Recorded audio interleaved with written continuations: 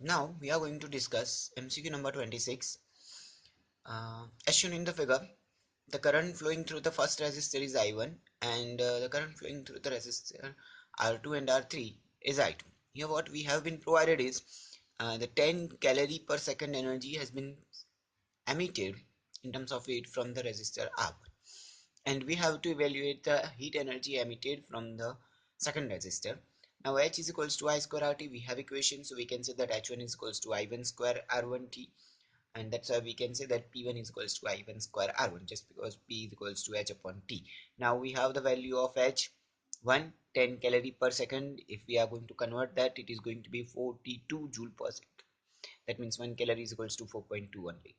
So we guys can say that P1 is equals to 42, I1 square, R1 is equals to 10. That has been provided. So from that we get the value of I1, that comes as a 2.05 ampere. Now we have to evaluate the value of I2.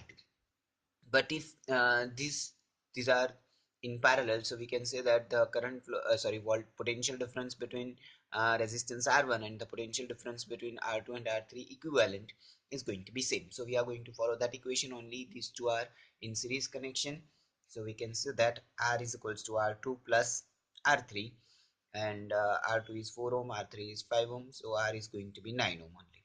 Now here it is I1, here it is I2. Both of them are in parallel connection, so we can say that V1, that is equals to I1 R1, that is also equals to I2 R. Now we have calculated the V1 from the following conditions. I1 is equals to 2.05, R1 is equals to 10, so that comes as a 20.5 watt. So 20.5 watt, that is equals to I2R.